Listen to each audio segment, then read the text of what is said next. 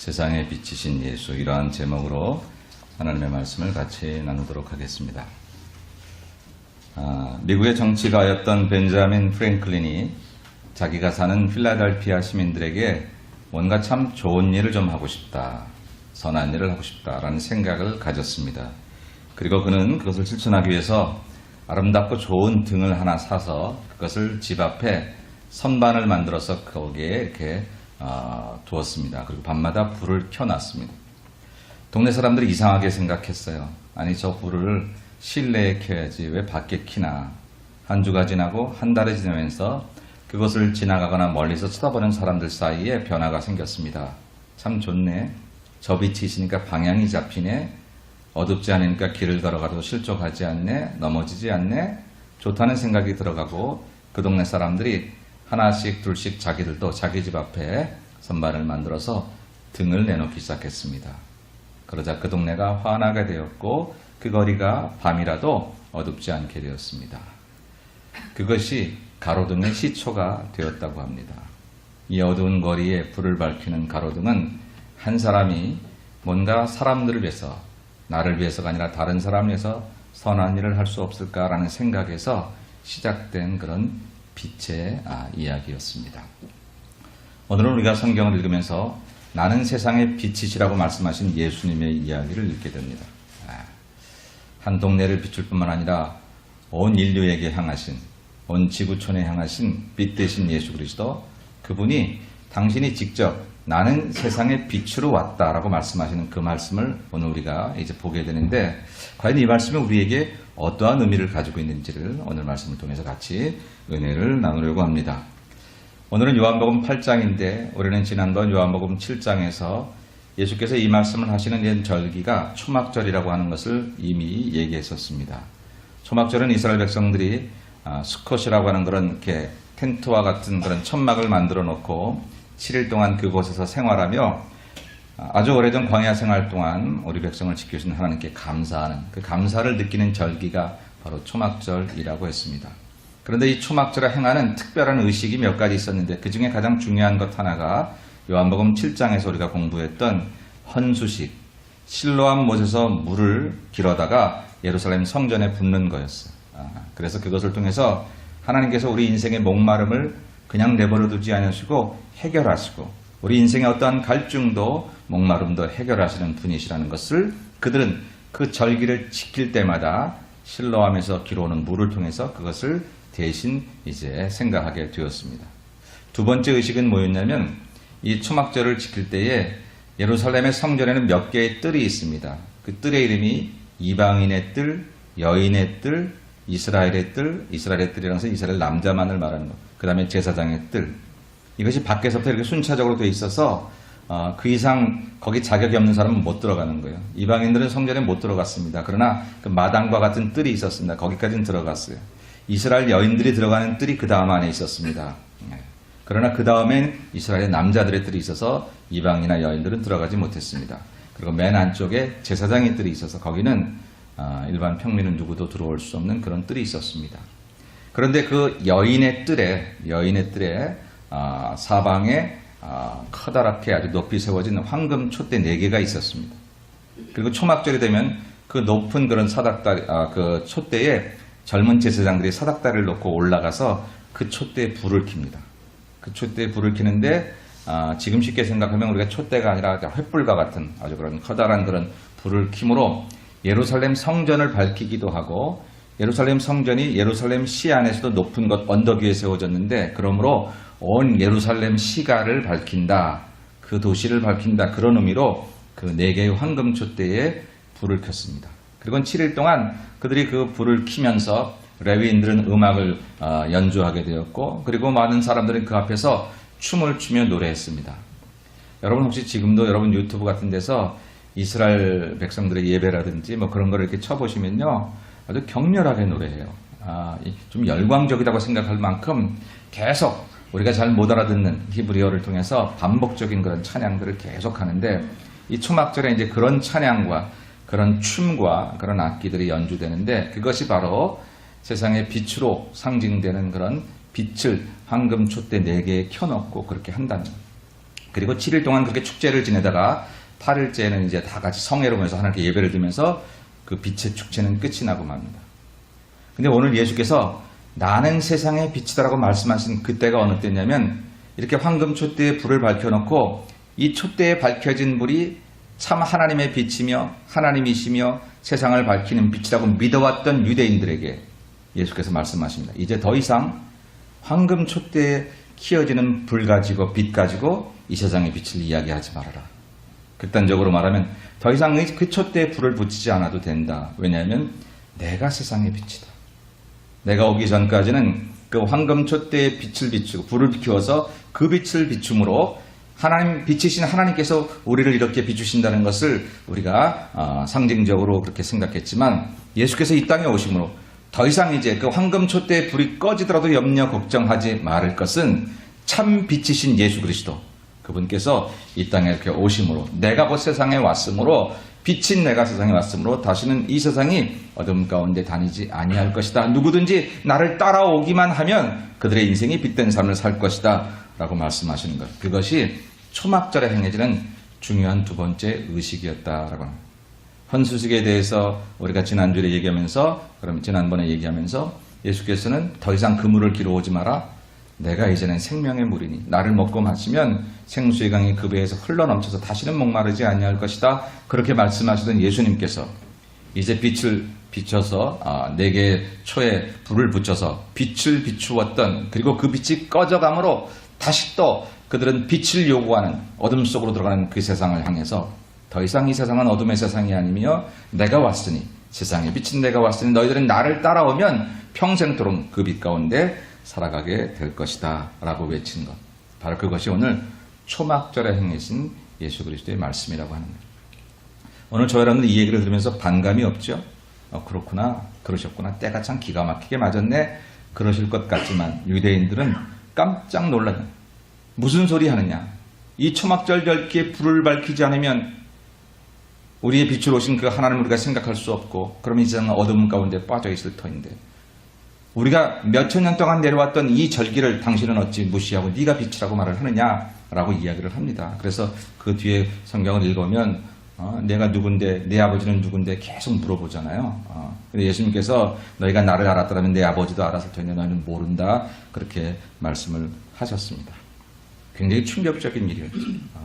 바로 세상에 빛을 오신 예수 그리스도 그분께서 이제는 세상에 그 어떠한 빛도 필요 없이 참 빛으로 우리 가운데 오셔서 그 빛만이 우리 인생을 밝히는 빛이라고 말씀하신 그 말씀이 예수님 시대 이후로 2000년이 훌쩍 떠나서 유대 땅도 아닌 우리가 사는 이 미국 땅에서 오늘 저와 여러분들에겐 무슨 의미가 있겠냐.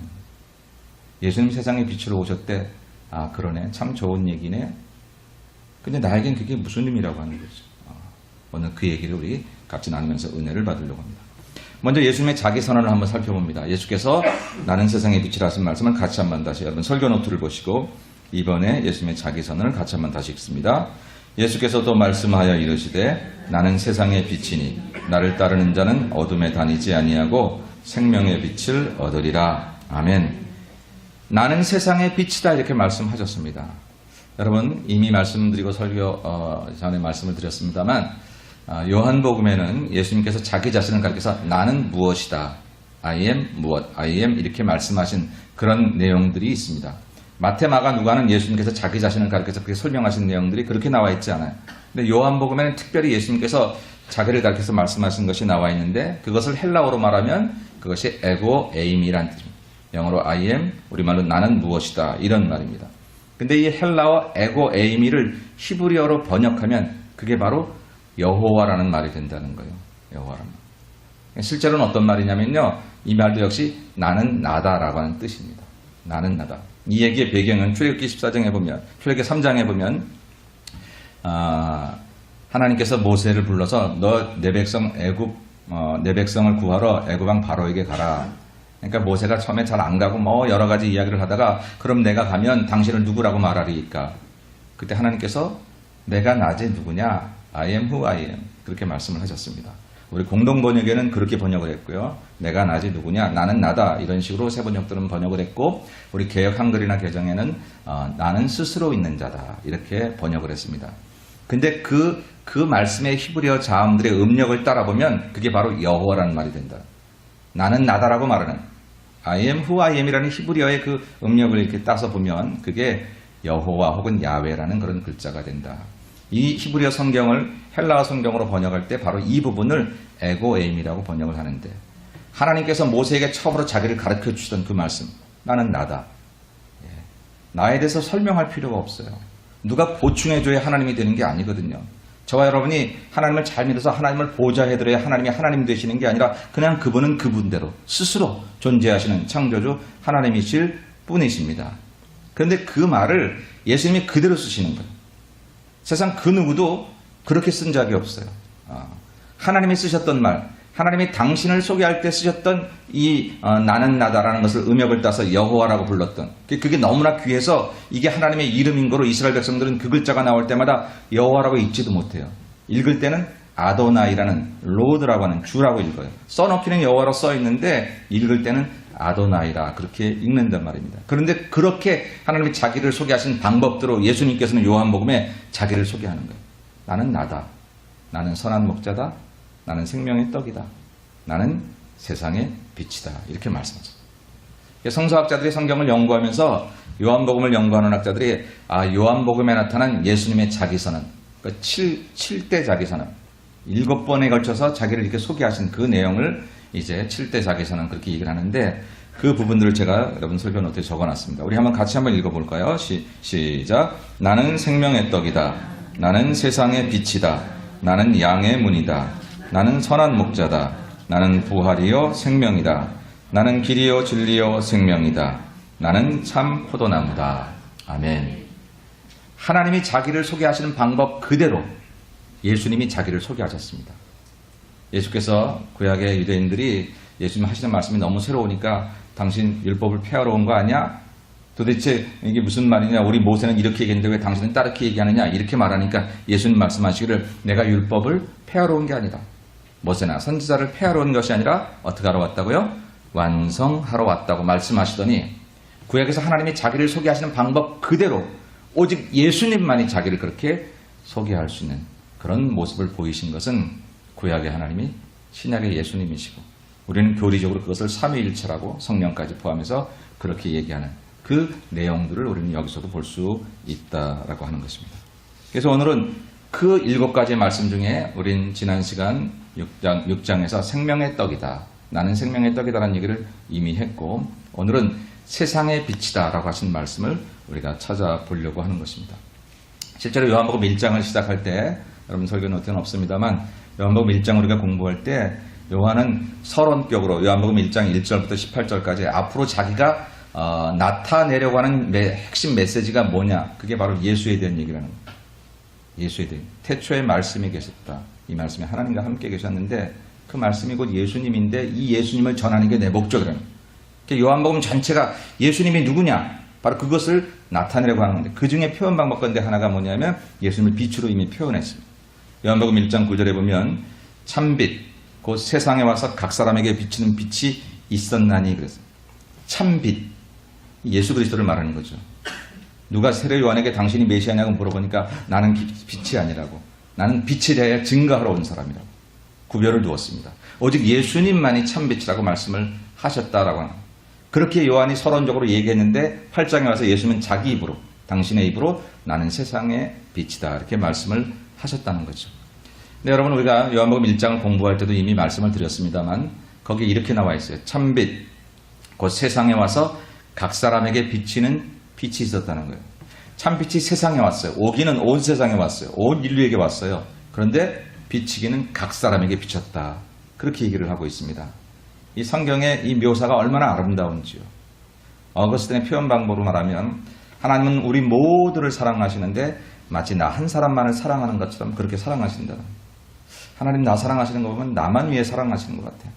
정말 황송할 정도로. 근데 그 사랑으로 우리 모두를 사랑하시는 거예요. 참빛이 세상에 왔어요. 우리 기독교인들만이 아니라 이슬람을 위해서도 오셨어요. 부처님 믿는 사람들을 위해서 오셨어요. 무신론자라고 말하는 사람들을 위해서도 오셨어요. 그들이 지금 안 믿어서 그러고 있는 거지 하나님이 그들 위해서 안 오신 게 아니라는 거지요. 그런데 그 빛이 각 사람에게 비쳤는데 그 빛을 내가 영접해서 하나님의 자녀가 되는 사람이 있기도 하거니와 아직까지 각 사람에게 비치는 그 빛을 받아들이지 못하고 어둠 가운데 다니는 사람들이 있다라고 하는 것입니다. 그렇게 생각하면 저와 여러분이 웬일인지 웬 은혜인지 우리가 어떻게 그 빛을 나에게 오신 빛으로 알고 받아들여서 우리가 예수님을 나의 구세주로 고백하며 살아갈 수 있다는 것은 참 놀라운 일이죠.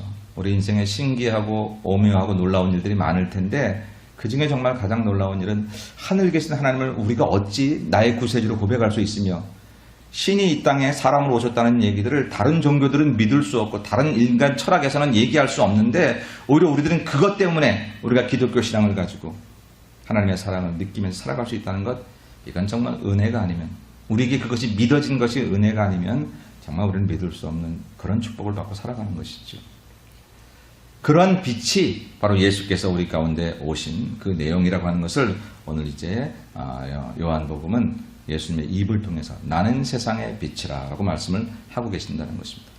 그렇다면 이제 오늘 우리들은 과연 그 뜻이 무엇인지를 알아야 돼요. 오셨는데 각 사람에게 비치는 빛으로 오셨는데 이슬람 사람들이 아직까지 그 빛을 받아들이지 않은 것 같이, 저 불교 믿는 사람들이 아직 받아들이지 않은 것 같이, 우리는 기독교라는 울타리 안에 있긴 하지만 교회를 다니긴 하지만 진정으로 그 빛을 받아들이지 않아서 모양은 그리스도인이라는 그런 무늬를 가졌으나 실제로는 그렇지 않은 사람이 될 수 있다면 결국 언젠가 마지막에 그것이 진짜인지 아닌지가 판가름 날 터인데, 세상 사는 동안에는 그 사람이 다 구별할 수 없으니까 우리의 외적인 판단과 가치를 가지고 그래 저 사람은 구원받을 거야 잘 믿은 것 같아 라고 말해도 궁극적으로 마지막에 하나님께서 아니라고 말씀하시면, 너는 진짜가 아니라고 말씀하시면, 그러면 정말 그것은 아무것도 아닌 것이기에 오늘 세상에 빛으로 오신 예수 그분이 나에게 절대적으로 느껴지지 않는다면, 그렇다면 우리는 이 이야기를 읽어도 아무런 소용이 없는 것이라고 하는 것이죠.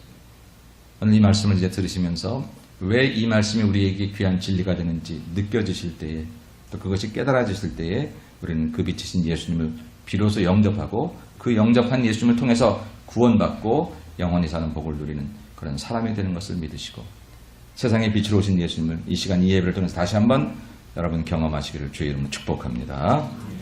빛이신 예수님의 의미는 이런 겁니다. 첫째는 이 빛은 생명을 주는 빛이라는 사실이에요. 예수께서 나는 세상의 빛으로 왔다라고 말씀하실 때에 그 의미는 뭐냐면 생명을 주러 왔다라고 하는 것입니다. 다시 한번 여러분 설교 노트를 보시고 생명을 주는 빛 12절의 말씀을 같이 읽겠습니다.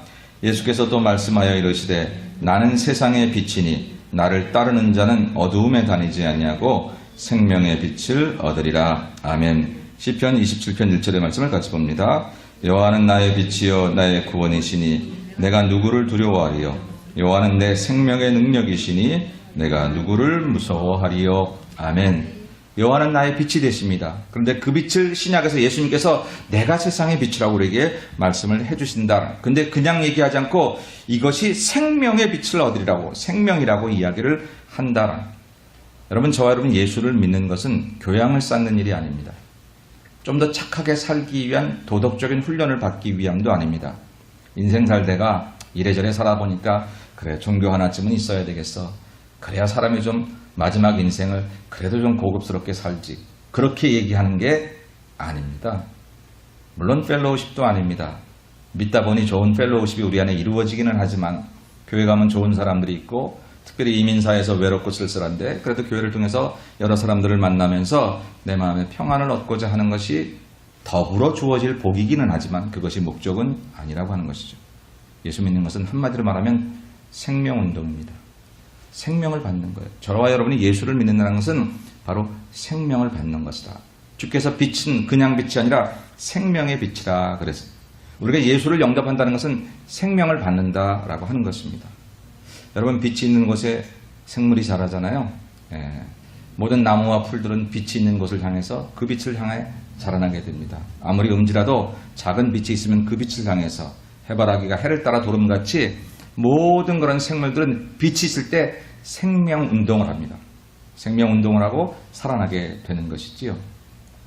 오래전에 그런 이야기를 하나 읽었는데 1.4.5 때 피난 나오던 한 목사님의 이야기입니다. 공산당의 압제에 의해서 이북에서 교회를 놔두고 피난을 내려왔어요. 물론 그분만 내려오신 건 아니고 교인들도 떠나고 그리고 많은 사람들이 피난을 내려왔는데 그래도 그 목사님은 교회를 지키고 싶었어요. 아무리 공산당의 총뿌리가 무서워도 지키고 싶었으나 거기에 있다가는 죽게 생겼기에 그냥 이렇게 도망 내려왔습니다. 도망 내려서 어느 산골인지 그냥 전쟁의 포탄이 떨어지는 바로 그곳 속에서 목숨을 유지하기 위해서 한 동굴을 찾아서 거기에 숨었더라는 거죠. 캄캄합니다. 아무런 빛도 없어요. 그 아무런 빛도 없는 속에서 생각해 보니까 너무너무 안타깝고 속상하고 한심스러운 거예요. 그래도 하나님의 종인데 교회를 지켰어야 하는데 교회를 못 지키고 온 게 너무 하나님 앞에 죄스러워 죽고 싶었어요. 목사가 생명을 끊는다는 게 죄인 줄 알지만 이렇게 사느니 교회도 못 지키고 온 내가 무슨 목사라고 그러면서 자책감이 들고 죽고 싶었습니다. 피곤한지라 그냥 잠이 들었는데 한참 잠이 들었다는 눈을 떠보니까 역시 캄캄한 그런 곳이었는데 놀랍게도 한 줄기 햇볕이 한 줄기 빛이 쫙 이렇게 그 동굴 어느 틈엔가를 이렇게 비춰오더라는 겁니다. 여러분 어두운 데서 한 줄기 빛이 얼마나 우리에게 위로가 되고 힘이 됩니까? 깜짝 놀랐어요. 한 줄기 빛이 이렇게 들어오는 캄캄하다고 생각했는데 완전히 암흑이라고 생각했는데 눈을 떠보니까 이제 밖에 빛이 안으로 들어와서 아주 작은 틈이겠죠. 그 틈을 타서 빛이 들어오더라는 거예요. 그것에 잠깐 동안 위로를 받는데 더 놀라운 것은 뭐냐면 그 빛이 닿는 곳 바닥에 보니까 풀이 하나 자라고 있더라고요. 그 동굴에 아무것도 자랄 수 없는 것이고 돌짝밭이고 그런 곳인데 그 세미한 빛, 계속 비치는 것도 아닌 세미한 빛 한 줄기가 비치는 바로 그 끝자락에 빛이 있는 곳에 작은 풀이 자라고 있더라는 것입니다.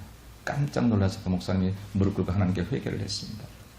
주여, 내가 교회를 떠나온 것이 잘한 건 아니지만 그렇다고 해서 절망하고 좌절하고 주저앉아서 죽겠다고 생각하는 그런 어리석은 마음을 가진 것을 용서해 주옵소서.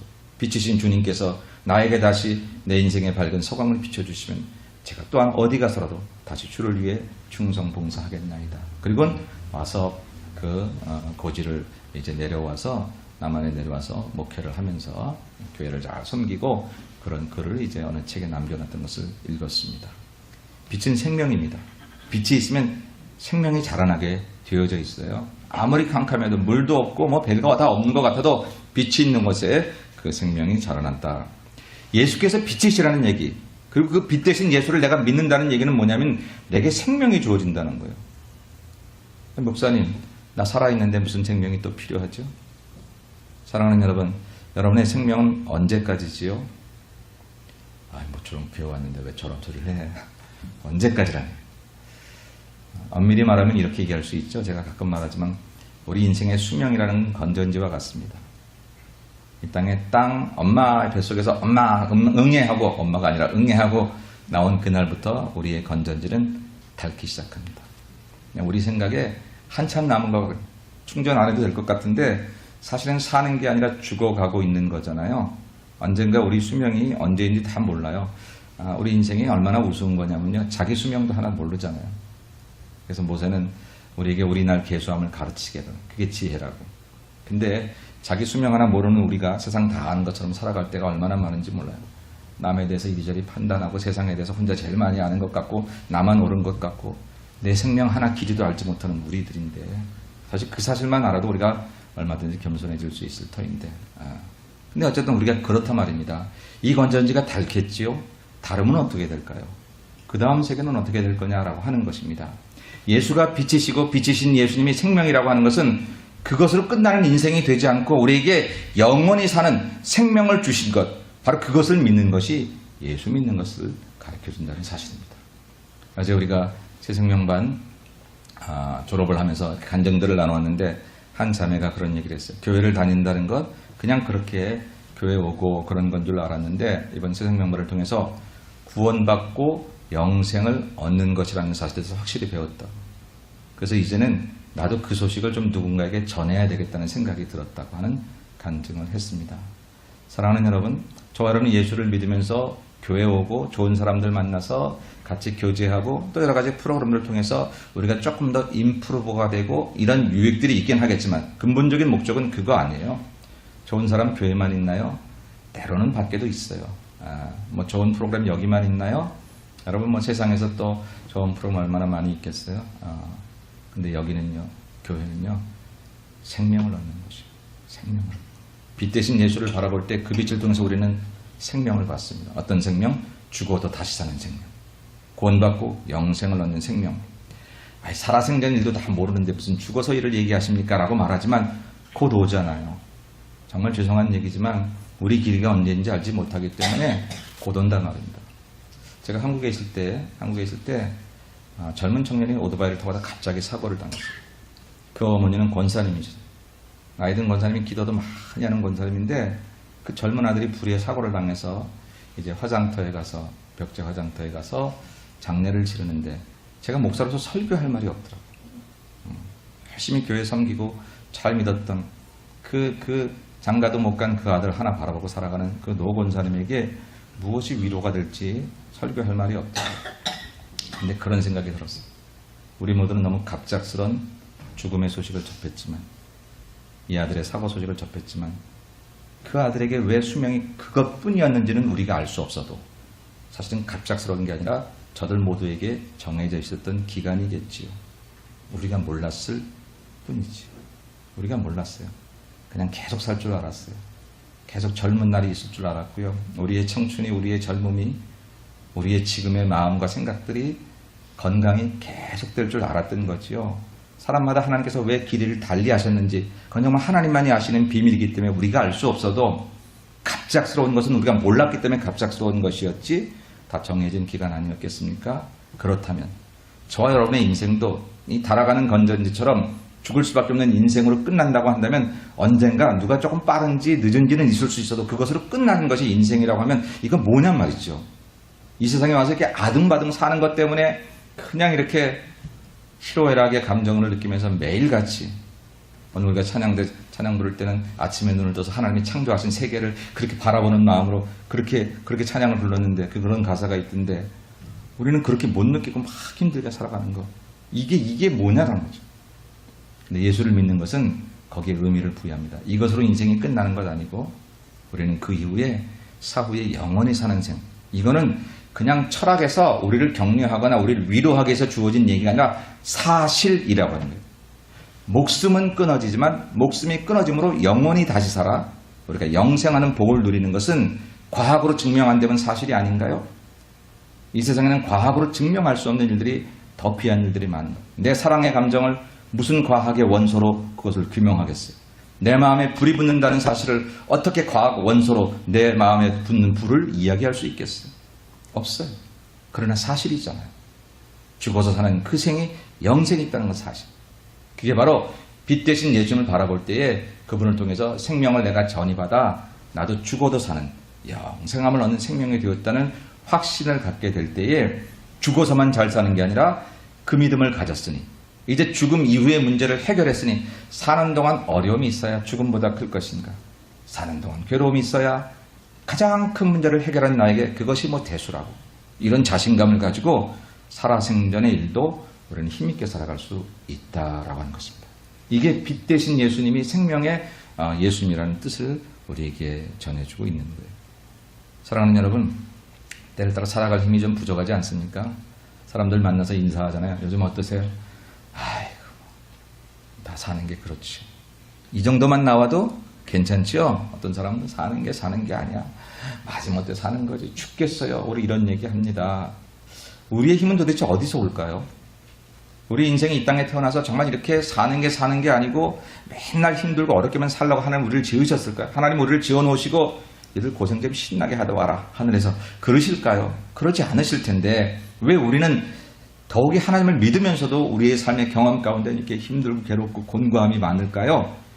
그래서 우리가 태어나서 육신의 생명, 육신의 생각 그 한계에서만 살려고 하기 때문입니다. 영생이 있는 것을 우리는 깨닫지 못하고 그 영생을 주시는 예수 그리스도를 통해서 계속해서 영적 충전을 받아서 영생의 문제를 해결할 뿐만 아니라 이 땅에서 건강하게 영적으로 자라나서 우리 환경과 조건이 우리 마음을 빼앗아가지 못하고 아무리 어려운 지경이 와도 우리는 그 속에서 유유자적하게 하나님의 자녀로 하나님의 사람으로 살아갈 수 있는 힘을 얻지 못하기 때문이다라고 하는 것이죠. 저와 여러분이 예수를 믿는다는 것은 이것을 해결하는 것을 말합니다. 사랑하는 여러분 힘드십니까? 예수님께 그 힘을 달라고 기도하십시오. 나의 힘이 되신 여호와여 내가 주를 사랑하나이다 라고 고백했던 다윗처럼 힘 빠지고 기운 없고 살아갈 재미가 없고 내게 그런 모든 것들 캄캄한 밤처럼 느껴지는 분이 혹시 계시다면, 아니 그렇게 절망적이 아니더라도 그냥 사는 게 다 그렇지 무의미한 분이 계시다면 더 이상 인생을 낭비하지 마십시오. 여러분의 인생 그렇게 시시하게 몸이 건조하게 되는 대로 살다가 사람이 살다 그렇게 가는 거지 그런 인생들이 아닙니다. 지금보다 훨씬 좋은 일들이 예비되어 있고 힘을 얻으면 갈 수 있는 일이 얼마든지, 힘을 얻으면 누릴 수 있는 일이 얼마든지 예비되어 있는 인생. 내게 힘이 없으니까 깨닫습시오. 여러분 우리가 힘 빠지고 몸이 아프면 만사가 귀찮아요. 그렇죠? 진수성찬 차려놔도 맛이 없고요. 아무리 좋은 곳 데려가도 거기서 내가 아프면요. 그 좋은 곳이 하나도 좋게 보이지 않아요. 이 세상이 나빠서 우리가 힘든 게 아니에요. 우리에게 영적인 힘이 없는 거예요. 빛 대신 예수 그리스도 그분을 내 마음에 모시고 그분의 생각을 내 마음에 담고 그분의 가치관을 내 마음에 담고 내게 오신 빛으로 내가 그분을 내 인생의 주인으로 모시고 살아갈 때에 그게 내게 생명되어서 죽어서도 사는 영생의 기쁨을 얻을 뿐만 아니라 그날 되기까지 내 인생의 건전지가 다 달기까지도 이제는 주었던 육신의 수명의 건전지로 사는 게 아니라 하늘에서 주시는 셈을 가지고 살아가는 것, 그게 바로 예수를 믿는 것이고 세상의 빛으로 오신 예수를 영접하는 길이다라고 하는 것입니다. 힘이 없고 연약한 분들, 빛으로 오신 예수님, 그 빛을 바라볼 때 식물이 광합성작용을 해서 삶의 힘을 얻듯이 우리는 그 생명을 통해서 또 다른 생명을 가지고 살아가게 될 것입니다. 오늘 예배를 마치고 나갈 때 힘들다는 조건이 생각나거든, 어렵다는 환경이 찾아오거든, 생명 되신 예수님 나에게 빛으로 오셔서 그 빛을 쬐기만 해도 내게 새로운 생명운동이 일어날 거룩한 하나님의 은혜를 힘입으시고 그렇게 살아가시는 여러분이 되시기를 주의 이름으로 축원합니다. 두 번째 빛의 의미는 뭐냐면 인도하는 의미가 있어요. 예수께서 나는 세상의 빛이라 할 때는 우리를 인도하시겠다라고 하는 뜻입니다. 여러분 출애굽기 13장 21절 22절의 말씀 보실까요? 여호와께서 그들 앞에서 가시며 낮에는 구름 기둥으로 그들의 길을 인도하시고 밤에는 불 기둥을 그들에게 비추사 낮이나 밤이나 진행하게 하시니 낮에는 구름 기둥 밤에는 불 기둥이 백성 앞에서 떠나지 아니하니라. 아멘. 이게 언제 얘기죠? 예, 출애굽기 광야 시절의 얘기입니다. 광야 시절에 그냥 얼떨결에 피난 나와서 어떻게 가야 할지 어디 살아야 될지 알 수 없는 이스라엘 백성들에게 하나님은 불기둥과 구름기둥, 낮에는 구름기둥으로 크게 구름기둥이 올라와서 그 구름기둥이 움직이면 자기들도 움직이고 구름기둥이 서면 자기들도 서고 밤에는 불기둥으로 보호하셨던 그런 장면의 얘기입니다. 근데 초막절 때마다 이거를 기억하는 거예요. 광야 생활 동안 우리 백성을 인도하신 하나님, 불기둥과 구름기둥으로 우리를 인도하셨던 그 하나님을 초막절 때마다 이들이 이것을 기억하면서 자기들을 인도하신 그 하나님을 생각하는 것입니다. 그런데 그때 예수께서 이젠 그 빛이 필요 없다고, 더 이상 구약의 구름기둥과 불기둥이 아니라 그것이 잘못되었다는 게 아니라 그것이 오늘 당신을 통해서 완성되신다. 이제 예수를 믿으면 그 안에 빛이 있어. 그 빛이 구름기둥처럼 불기둥처럼 우리의 인생을 인도하실 것이라고 그렇게 말씀해 주시는 장면이 오늘 이 말씀이다라고 하는 것이죠. 여러분 저는 인생 살면서 그런 소원이 있어요. 다 알았으면 좋겠다. 내일 일도 다 알았으면 좋겠다. 여러분 그러세요? 제가 늘 그 소원을 가지고 사는 건 아니고요. 한때 그랬다고요. 근데 살다 보니까 진짜 모르는 게 약이라는 말이 맞을 때도 딱 맞더라고요. 몰랐으니까 거길 건너왔지. 알았으면 시작도 안 했을 것 같아요. 몰랐으니까 건너왔지. 다 안다고 꼭 좋은 건 아니더라고요. 그런데 그래도 우리가 알아야 될 때가 있잖아요. 우리 인생 가장 힘들 때 뭐냐면 갈 길을 모를 때요. 이 길을 가야 되는지 어쩌야 되는지. 가끔 성도들이 목사님 이번에 이런 일인데 이 사업을 해야 될까요? 말아야 될까요? 저한테 대답을 듣기 원하시는 하세요. 하지 마세요. 나도 그렇게 말할 수 있으면 좋겠어요. 여러분들이 그렇게 생각하는 것 같아요. 목사님한테 땅 부른 목사님이 이리로 갈까요? 이리로 부채도사처럼 이거를 기대하시는 것 같아요. 근데 여러분 이제 어떤 문제를 놓고 우리가 기도하잖아요. 하나님 앞에 하나님 2시간 기도했는데 가르쳐달라고 기도했는데 대답이 안 돼. 그럼 이틀을 기도해야 되나 보다. 기도를 더 하자. 괜찮아요. 그게 틀린 건 아니지만 그보다 더 현명한 건 뭐냐면요. 평소에 하나님의 생각을 품는 거예요. 성경이 이미 말씀하고 있는 하나님의 가치를 품는 거예요. 하나님 저 사람을 사랑해야 될까 말아야 될까요? 기도할 게 아니라 주께서 원수까지 사랑하시라는 그 생각을 내 마음에 품는 거예요. 그러면 그건 기도하지 않아도 내가 갈 길이 보여지는 거예요. 많은 경우에 사람들이 하나님의 음성을 육성으로 혹은 귀로 마음으로 이렇게 듣지 못해서 판단을 못하겠다고 생각하는데 그게 아니라 이미 주신 말씀이 내 인생의 가치관이 되지 않아요. 이건 성경 얘기지 내 인생의 가치는 달라요. 이건 성경의 교훈이지 내가 인생을 살아가는 방법은 달라요. 그러나 때를 따라서 이럴 때는 좀 가르쳐 주시면 좋겠어요. 예스인지 노인지만. 우리도 모르게 우리가 이렇게 믿는다니까요. 그리고 그것을 자꾸 목사에게 와서 신령한 목사를 바랄 때 한마디로 가! 말아! 이걸 기대하니까 저도 힘들고 어려워요. 그죠? 여러분 예수께서 세상의 빛으로 오셔서 구름기둥과 불기둥을 대신해서 이제 내가 너희를 인도하리라고 말씀하실 때는 어느 순간 여러분의 문제를 가지고 그 기도해서 그 순간 응답을 받을 수도 있기는 하지만 그거보다 더 많은 경우에는 빛이신 예수님을 여러분들이 내 안에 모시고 사는 거예요. 내가 그분을 모시고 사니까 이제 내 생각이 그분의 생각으로 바뀌어져감을 느껴요. 여러분 누구를 좋아하면 그분을 닮게 되잖아요. 우리 어렸을 때 선생님 좋아하면 선생님 말투도 닮았어요. 글씨도 이렇게 선생님 따라가는 그런 모습을 봐요. 예수님을 믿고 예수님을 좋아한다는 얘기는 예수님을 따라가고 예수님을 닮아가는 거잖아요. 닮아가는. 그러니까 예수님 생각, 전에는 그럴 수 없어요. 예수께서 오리를 가자면 십리를 가라고. 무슨 소리야. 오리를 가자도 어떻게 하면 안 갈까? 그렇게 살았는데 더불어 십리를 가라니. 속옷 달라면 걷을 줄 아니. 나는 바본가? 손해만 보고? 그렇게 살았던 난데 그게 내 인생의 교훈이 되고 내 인생의 가치가 되고 내 인생에 이렇게 새겨진 그런 내 인생의 지침이 돼버리고 나니까 거기서 갈 길이 보이는 거예요. 어떻게 살아야 하는지 그 사람을 어떻게 대해야 하는지 보인단 말입니다. 그런 때에도 물론 기도하겠지만 하나님께서 이미 가르쳐주신 말씀을 통해서 우리가 보여진다. 여러분 갈 길이 몰라서 방황하는 경우들이 있습니까? 지금 사업의 문제에서 혹시 이렇게 갈림길에 있는 분이 계신가요? 그 사람을 만나야 되는지 안 만나야 되는지 궁금하신 분이 계신가요? 이 길을 가야 하는지 서야 하는지 여러 가지 선택이 불분명한 사람이 계신가요? 그거에 대한 생각을 듣거나 응답을 들으려고 하기 전에 먼저 예수님을 마음속에 모시고 예수님의 생각을 닮아보려고 하세요. 내 문제에 대한 대답을 드리려고 하기 전에 기본적인 예수님의 모습과 예수님의 생각과 예수님의 말씀을 성경을 통해서 접근해 보세요. 그리고 그분을 알아가 보시고 그분에 대해서 더욱더 내 마음속에 모시고 내 안에 사신 예수가 나를 살아가시는 것처럼 그렇게 살아가시면 길이 보입니다. 빛으로 오신 예수님 인도하실 거예요. 우리 갈 길을 보여주신다고 약속하셨어요. 근데 우리가 그분을 모시지는 않고 멀리서 랜턴 비추듯이 비추기만 해달라는 거예요. 내가 이거 안 보인다 그러니까 그때 답만 주시면 되고 사는 건 내가 알아서 살아갈 테니 이렇게 하니까 안 보이는 거예요. 안 보이는 거예요. 사랑하는 여러분, 빛이신 예수 그리스도 여러분의 마음에 모시고 이미 주셨던 하나님 말씀을 여러분 인생의 교과서로 믿고 이 교과서에 충실해서 내 생각과 모든 것들을 여기에 맞춰 살아가시면 그러면 안 보이던 길이 보이고 그 길 속에서 주께서 원하시는 밝은 미래가 저와 여러분을 위해서 준비되어 있음을 경험하시게 될 것입니다. 이것이 빛이신 예수 그리스도를 믿는 거예요. 우리가 예수를 믿을 때 예수께서는 우리의 길을 인도하시기를 원하십니다. 절대 우리를 방황하도록 내버려 두지 않으십니다. 우리가 반역하여 그 길을 걸어가지 할 때 방치된 그런 모습으로 우리가 방황이 허락될 때가 있지만 주께서 원하시는 것은 그 방황을 빨리 젓고 그 가나안 땅으로 진격하는 것이기에 저와 여러분이 예수 그리스도를 영접하고 믿고 그 믿음대로 빛이신 예수를 받아들이기만 하면 갈 길을 밝히 보여주실 것입니다.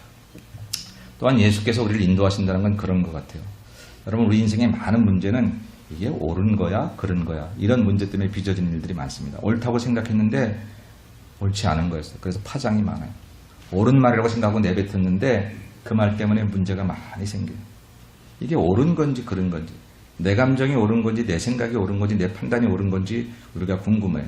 그것을 알기 위해서 나름대로 우리가 살아왔던 경험에 의존할 때도 있고 물론 우리가 기도할 때도 있고 또 우리보다 더 훌륭하다고 생각하는 사람들의 이야기를 들어가면서 조언을 구하고 때로 아버지에게 전화 걸어서 아버지 내게 이런 일이 생겼는데 이거 어떻게 하면 좋을지요? 전화하기도 하고.